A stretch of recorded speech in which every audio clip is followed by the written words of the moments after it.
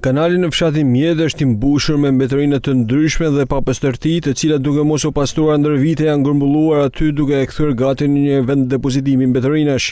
Për shumë kohë ky kanal edhe pse me një rëndësi të madhe nuk pastrohet nga askush. Kjo është situata në kanalin Vaditës në fshatin Mjedh, ku mbetërina të ndryshme hidhen prej kohësh duke ndotur krejtësisht këtë zonë, ndërsa vërehet që kanali Vaditës ka nisur dhe të dëmtohet. Kanali Mjedhës ka një rëndësi të madhe sepse funksioni i tij është ujitja pothuajse të gjithë tokave bujqësore të Nën Shkodrës, nisur në fshatin Mjedh të bashkisë Vautejës dhe përshkon në fshatin Stajk, disa fshatra të tjera, po ashtu edhe në zonën e Hajmelit, shkon deri në kufit e qytetit të Lezhës, si dhe shërben për ujitjen edhe të tokave të njësisë administrative Dajç. Në këtë mënyrë harta e ujitjes së tokave nga ai kanal është e madhe, duke përfshirë pothuajse tërësisht Nën Shkodrën. Edhe pse shërben për një pjesë të konsiderueshme të qarkut Shkodër, asnjëherë nuk ka patur investime serioze për pastrimin e kanalit Vaditës në Mjedh.